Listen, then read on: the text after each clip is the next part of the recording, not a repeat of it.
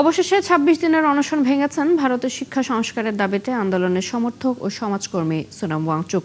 সরকারের আশ্বাসের পর তিনি অনশন ভাঙলেও আন্দোলন চালিয়ে যাওয়ার ঘোষণা দিয়েছে ককরোচ জনতা পার্টি বা সিজেপি। এরই মধ্যে প্রশ্ন ফাঁস মামলার দ্রুত বিচারের জন্য ফাস্ট ট্র্যাক আদালত গঠন, শিক্ষা সচিব পরিবর্তন এবং শুক্রবার সরকার ও সিজেপির প্রতিনিধি দলের বৈঠকের ঘোষণা দিয়েছে কর্তৃপক্ষ। আরও জানাচ্ছেন দেওয়ান মুবাশির হোসেন। आप सबके और जो नेतागण यहाँ पर आए उनकी बातों का इज्जत करते हुए अनशन आज ही तोड़ूंगा। ২৬ দিনের টানা অনশনের অবসান ঘটিয়েছেন ভারতের শিক্ষাবিদ ও সমাজকর্মী সোনাম ওয়াংচুক। দিল্লির চলমান শিক্ষার্থী আন্দোলনের প্রতি সংহতি জানিয়ে শুরু করা এই অনশন বৃহস্পতিবার গভীর রাতে গুরুগ্রামের একটি হাসপাতালে শেষ করেন তিনি। অনশন ভাঙার সময় উপস্থিত ছিলেন কেন্দ্রীয় মন্ত্রী জেপি নাড্ডা ও জিতেন্দ্র সিং সহ ওয়াংচুকের পরিবারের সদস্যরা। পরে সামাজিক যোগাযোগ মাধ্যম এক্সে ওয়াংচুক জানান, দীর্ঘ আলোচনার পর এবং দেশের সম্ভাব্য সহিংসতা এড়াতেই তিনি এই সিদ্ধান্ত নিয়েছিলেন।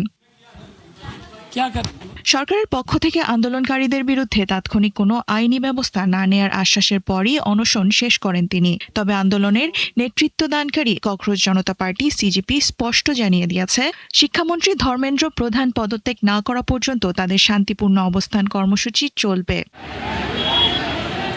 এদিকে আন্দোলনের মধ্যে নতুন কয়েকটি পদক্ষেপ ঘোষণা করেছে ভারত সরকার। প্রশ্নফাঁস মামলার দ্রুত বিচার নিশ্চিত করতে দিল্লি হাইকোর্ট একটি বিশেষ ফাস্ট ট্র্যাক আদালত গঠনের সিদ্ধান্ত নিয়েছে। একই সঙ্গে শিক্ষা মন্ত্রণালয়ে প্রশাসনিক রদবদল করে নতুন শিক্ষা সচিব হিসেবে নিয়োগ দেওয়া হয়েছে নরেশ পাল গাঙ্গোয়ারকে।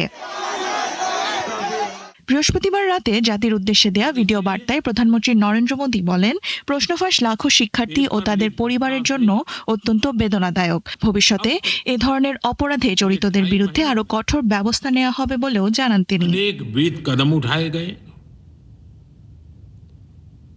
गुनहगारों को पकड़ा गया है, वे जेल में पड़े हैं। আন্দোলনের অচলাবস্থা নিরসনে শুক্রবার সরকার ও ককরোচ জনতা পার্টির মধ্যে বৈঠক হওয়ার কথা রয়েছে। সরকারি সূত্র জানিয়েছে, দুপুর 12:30টায় সিজেপির একটি প্রতিনিধি দল সরকারের কয়েকজন মন্ত্রীর সঙ্গে আলোচনায় বসবে। যদিও বৈঠকের স্থান এখনও আনুষ্ঠানিকভাবে জানানো হয়নি। তবে রাজধানী দিল্লিতে বিক্ষোভ থামেনি। যন্তর মন্তরের আশেপাশে 1.5 কিলোমিটার এলাকায় মধ্যরাত পর্যন্ত মোবাইল ইন্টারনেট বন্ধ রাখা হয়েছে। স্বরাষ্ট্রমন্ত্রীর বাসভবনের বাইরে জারি হয়েছে নিষেধাজ্ঞা। নিরাপত্তাজনিত কারণে সন্ধ্যার পর বন্ধ রাখা হয়েছে অধিকাংশ দোকান ও রেস্তোরাঁ। দেওয়ান মুবাশিরা হোসেন, ৭১। ভারতে নিট পরীক্ষার প্রশ্ন ফাঁস ও শিক্ষা খাতে অনিয়মের প্রতিবাদে চলমান আন্দোলনের তীব্র বিরোধিতা করেছেন পশ্চিমবঙ্গের ক্যাবিনেট মন্ত্রী দিলীপ ঘোষ। বলেছেন, ভারতকে বাংলাদেশ পাকিস্তান বানানোর চেষ্টা চলছে, কিন্তু সফল হবে না। অনেক চেষ্টা করেছে পাকিস্তান বানাবার, বাংলাদেশ বানাবার, নেপাল বানাবার, শ্রীলঙ্কা বানাবার, কিন্তু সফল হয়নি, এবারেও হবে না।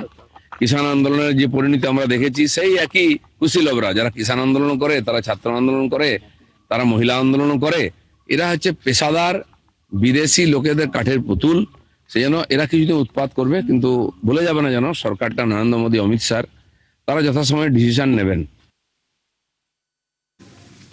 দাবানলে পুড়েছে ইউরোপের বিভিন্ন দেশ। ইতালি, ফ্রান্স ও স্পেনের বিস্তীর্ণ অঞ্চলে দাবানল ছড়িয়ে পড়েছে।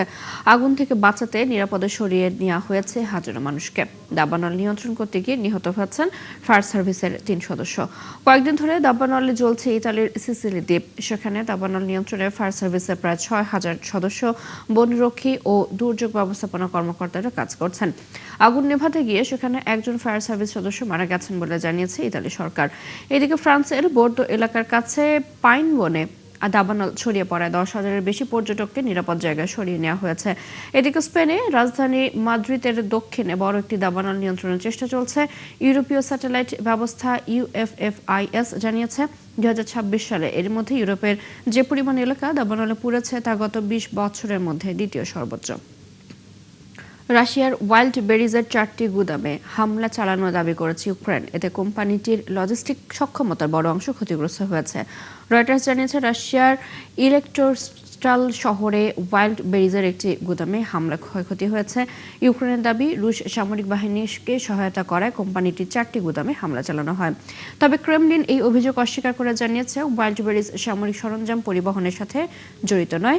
রুশ গণমাধ্যমে তথ্য বিশ্লেষণে বলা হয়েছে, সাম্প্রতিক হামলায় কোম্পানিটি প্রায় 10% লজিস্টিক সক্ষমতা ক্ষতিগ্রস্ত হয়েছে।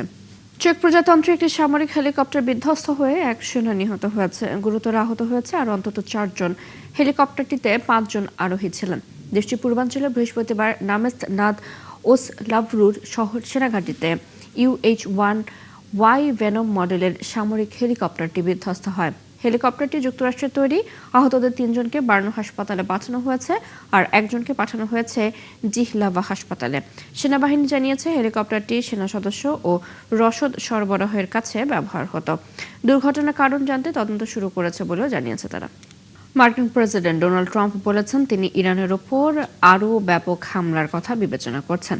এই হামলা পরিধি অপারেশন এপিক ফিউরির চেয়েও বড় হতে পারে বলে তিনি ইঙ্গিত দিয়েছেন। এদিকে টানা 13তম রাতের মতো পাল্টাপাল্টি হামলা চালিয়েছে যুক্তরাষ্ট্র ও ইরান। এক বিবৃতিতে মার্কিন সেন্ট্রাল কমান্ড সেন্টকম জানিয়েছে, সর্বশেষ হামলায় তাদের বাহিনী ইরানের সামরিক কমান্ড সেন্টার, ড্রোন সংরক্ষণের স্থাপনা, যোগাযোগ নেটওয়ার্ক এবং উপকূলীয় নজরদারি কেন্দ্রকে লক্ষ্যবস্তু করা হয়। এছাড়া ইরানের দক্ষিণাঞ্চলের কেশম দ্বীপেও বিস্ফোরণের খবর পাওয়া গেছে। অন্যদিকে কুয়েতের সেনাবাহিনী জানিয়েছে যে তারা ইরানের ক্ষেপণাস্ত্র ও ড্রোন হামলা প্রতিহত করছে। এই হামলার মাঝেই যুক্তরাষ্ট্রের প্রেসিডেন্ট ডোনাল্ড ট্রাম্প বলেছেন, ইরানে আরও বড় পরিসরে সামরিক হামলা শুরুর কথা ভাবছে যুক্তরাষ্ট্র। এই হামলা অপারেশন এপিক ফিউরি নামে প্রথম দফায় চালানো হামলার চেয়েও বড় হতে পারে। তবে ট্রাম্প বলেন, তিনি এখনও এই বিষয়ে চূড়ান্ত সিদ্ধান্ত নেননি। অন্যদিকে ইরানের পররাষ্ট্রমন্ত্রী আব্বাস আরাকচি বলেছেন, বিবেচনাহীন আগ্রাসন চালালে যুদ্ধ অবসানের চুক্তির জন্য ট্রাম্পকে আরও চড়া মূল্য দিতে হবে। ইয়েমেনের হুথিরা সৌদি আরব থেকে আসা তেলবাহী ট্যাঙ্কারকে লক্ষ্য করে লোহিত সাগরে সামুদ্রিক অবরোধের ঘোষণা দিয়েছে। ইতোমধ্যে 2টি সৌদি ট্যাঙ্কারে তারা হামলাও চালিয়েছে। বিশ্লেষকরা বলছেন, হুথিদের এই হামলা চলতে থাকলে খুব শিগগিরই তাদের লক্ষ্য করে যুক্তরাষ্ট্রের সরাসরি সামরিক অভিযান শুরু হতে পারে। এই অবস্থায় লোহিত সাগরকে ঘিরে নতুন মোড় নিতে পারে যুক্তরাষ্ট্র ও ইরানের চলমান সংঘাত। সৃষ্টি ঘটকের রিপোর্ট। যুক্তরাষ্ট্র ও ইরানের মধ্যে সংঘাতের মাত্রা দিন দিন ভয়াবহ পর্যায়ে পৌঁছাচ্ছে। এই উত্তেজনার মধ্যেই সৌদি আরব থেকে আসা তেলবাহী ট্যাঙ্কারকে লক্ষ্য করে লোহিত সাগরে সামুদ্রিক অবরোধের ঘোষণা দিয়েছে হুথি বিদ্রোহীরা। এশিয়া ও ইউরোপের মধ্যে সামুদ্রিক বাণিজ্য পথের দূরত্ব প্রায় অর্ধেকে নামিয়ে আনা লোহিত সাগর দিয়ে বিশ্বের সমুদ্র পথে পরিবাহিত কন্টেইনার বাণিজ্যের প্রায় 30% সম্পন্ন হয়। ইরান ও যুক্তরাষ্ট্রের সংঘাতের ফলে ইতোমধ্যেই হরমুজ প্রণালী দিয়ে জ্বালানিবাহী জাহাজ চলাচল বন্ধ রয়েছে। এরই মধ্যে হুথিরা লোহিত সাগরে অবরোধ আরোপ করলে তা বৈশ্বিক জ্বালানি সংকটকে আরও তীব্র করতে পারে। বিশ্লেষকদের মতে এতে ইয়েমেন বৃহত্তর যুক্তরাষ্ট্র ইরান যুদ্ধের পরবর্তী প্রধান রণক্ষেত্রে পরিণত হতে পারে। হুথিরা যদি সৌদি আরবের তেল রপ্তানিতে আঘাত হানতে বাণিজ্যিক জাহাজে অবরোধ কার্যকর করে, তাহলে কয়েকদিনের মধ্যেই যুক্তরাষ্ট্র পদক্ষেপ নিতে পারে। বিশ্লেষকরা মনে করছেন, লোহিত সাগর ও হরমুজ প্রণালীতে একই সময়ে অভিযান চালানো যুক্তরাষ্ট্রের জন্য গুরুত্বপূর্ণ কৌশলগত প্রশ্ন। সামরিক সক্ষমতার দিক থেকে যুক্তরাষ্ট্রের নৌ ও বিমান শক্তি 2 অঞ্চলেই একযোগে অভিযান পরিচালনার জন্য যথেষ্ট। তবে প্রকৃত চ্যালেঞ্জ সামরিক সক্ষমতা নয়, বরং দীর্ঘমেয়াদে সেই অভিযান টিকিয়ে রাখা। তারা বলছে, 2টি সক্রিয় সামুদ্রিক নিরাপত্তা অঞ্চলে একসাথে অভিযান চালাতে গেলে সেটির পরিচালনা ব্যয় উল্লেখযোগ্যভাবে বাড়বে, নৌ সম্পদ ছড়িয়ে পড়বে এবং ভুল হিসাব থেকে সংঘাত আরও বেড়ে যাওয়ার ঝুঁকি তৈরি হবে। ইয়েমেনে যুক্তরাষ্ট্রের আরও সরাসরি হস্তক্ষেপ ইরানের বৃহত্তর প্রক্সি কৌশলেও বড় প্রভাব ফেলবে। যুক্তরাষ্ট্র যদি দীর্ঘ সময় ধরে হামলা চালিয়ে হুথিদের সক্ষমতা উল্লেখযোগ্যভাবে দুর্বল করে দেয়, তাহলে ইরান, ইরাক, সিরিয়া বা অন্য অঞ্চলের প্রক্সি নেটওয়ার্কে আরও বেশি সমর্থন দিয়ে চাপ বিভিন্ন ফ্রন্টে ছড়িয়ে দেওয়ার চেষ্টা করতে পারে। তবে একই সঙ্গে তেহরান এমন কোনো পদক্ষেপ এড়িয়ে চলবে যা যুক্তরাষ্ট্রের সঙ্গে সরাসরি প্রচলিত যুদ্ধ ডেকে আনতে পারে, বরং সীমিত মাত্রার উত্তেজনা, অসম যুদ্ধ এবং অস্বীকারযোগ্য প্রক্সি অভিযানকে তারা অগ্রাধিকার দিতে পারে। বিশ্লেষকরা সতর্ক করে বলেন, লোহিত সাগরে উত্তেজনা আরও বাড়লে সবচেয়ে বেশি ঝুঁকিতে পড়বে সৌদি আরব, কারণ হরমুজ প্রণালী বন্ধ হয়ে যাওয়ার পর দেশটি রপ্তানির জন্য এখন পুরোপুরি এই করিডরের উপর নির্ভরশীল। সৃষ্টি ঘটক, ৭১। যুক্তরাষ্ট্র ও সৌদি আরবের বহুল আলোচিত বেসামরিক পরমাণু সহযোগিতা চুক্তিতে নতুন শর্ত দিয়েছেন মার্কিন প্রেসিডেন্ট ডোনাল্ড ট্রাম্প। তিনি বলেছেন, সৌদি আরব যদি ইসরায়েলকে রাষ্ট্র হিসেবে স্বীকৃতি দিয়ে আব্রাহাম অ্যাকর্ডসে যোগ না দেয় তাহলে এই চুক্তি কার্যকর হবে না।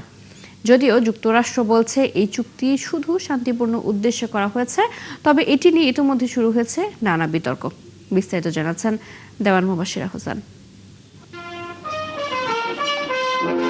চুক্তি ঘোষণা হতেই নতুন শর্ত।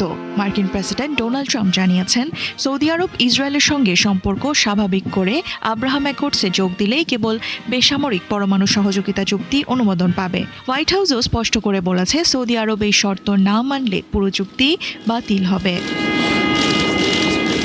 চুক্তির উদ্দেশ্য হল সৌদি আরবকে বেসামরিক পরমাণু বিদ্যুৎ কর্মসূচি গড়ে তুলতে সহায়তা করা, অর্থাৎ পরমাণু শক্তি ব্যবহার করে বিদ্যুৎ উৎপাদন করা। এজন্য যুক্তরাষ্ট্রের কোম্পানিগুলো সৌদির পরমাণু জ্বালানি খাতে কাজ করবে। তবে চুক্তিটি কার্যকর হওয়ার আগে মার্কিন কংগ্রেসের অনুমোদন প্রয়োজন। চুক্তি ঘোষণার পর আলোচনা শুরু হয়েছে ইউরেনিয়াম সমৃদ্ধকরণ নিয়ে। কয়েকটি মার্কিন সংবাদ মাধ্যম জানিয়েছে, সৌদি আরবকে নিজ দেশে ইউরেনিয়াম সমৃদ্ধ করার সুযোগ দেওয়া হতে পারে। তবে ট্রাম্প এই দাবি অস্বীকার করে বলেছেন, কোনো ধরনের ইউরেনিয়াম সমৃদ্ধকরণ হবে না। তার দাবি, এই চুক্তি শুধু শান্তিপূর্ণ বেসামরিক পরমাণু কর্মসূচির জন্য। ইউরেনিয়াম সমৃদ্ধকরণ বিদ্যুৎ উৎপাদনের জন্য ব্যবহার করা যায়, তবে একই প্রযুক্তি উচ্চমাত্রায় ব্যবহার করলে পরমাণু অস্ত্র তৈরির পথও খুলে যেতে পারে। তাই বিষয়টি নিয়ে উদ্বেগ প্রকাশ করেছেন বিশেষজ্ঞরা। তাদের আশঙ্কা, এমন সুযোগ মধ্যপ্রাচ্যে নতুন অস্ত্র তৈরির প্রতিযোগিতা তৈরি করতে পারে। দেওয়ান মুবাশিরা হোসেন, ৭১। মে মাসের পর এই প্রথম বিশ্ববাজারে অপরিশোধিত তেলের দাম ব্যারেল প্রতি $100 পৌঁছেছে। মধ্যপ্রাচ্যে চলমান সংঘাতের কারণে এই পরিস্থিতি তৈরি হয়েছে বলে জানিয়েছেন বিশেষজ্ঞরা। বিবিসি জানিয়েছে, গত কয়েকদিনে ইরানের উপর হামলা বাড়িয়েছে যুক্তরাষ্ট্র। এরপর থেকে তেলের দাম বাড়তে শুরু করে। এরই ধারাবাহিকতায় বৃহস্পতিবার বিশ্ববাজারে ব্রেন্ট ক্রুডের দাম 6% বেশি বেড়েছে। গত সোমবার হুথি বিদ্রোহীরা সৌদি আরবের ওপর একটি নৌ অবরোধ আরোপ করে। তখন ধারণা করা হয়েছিল এই অবরোধের জেরে বাব আল মানদেব প্রণালী পুরোপুরি বন্ধ করে দিতে পারে তারা। তবে বাব আল মানদেব বন্ধ না করলেও হুথিরা লোহিত সাগরে তেলের ট্যাঙ্কারগুলোতে হামলা চালিয়ে যাচ্ছে। এই রুট ব্যবহার করেই মূলত সৌদি আরব হরমুজ প্রণালী এড়িয়ে তেল রপ্তানি করে আসছিল, কিন্তু এখন রুটটি হুমকির মুখে পড়েছে, ফলে নতুন করে তেলের দাম বেড়ে গেছে। এই ছিল এখনকার আয়োজনে বিশ্বের আরো নতুন কিছু খবর এবং বিশ্লেষণ নিয়ে দুপুর 1:30 আবারও হাজির হবে বিশ্বযোগ। সরাসরি সংবাদ এবং অনুষ্ঠান দেখতে চোখ রাখুন একাত্তর ফেসবুক পেজে, সাবস্ক্রাইব করুন একাত্তর ইউটিউব চ্যানেল। থাকুন একাত্তরের সাথে।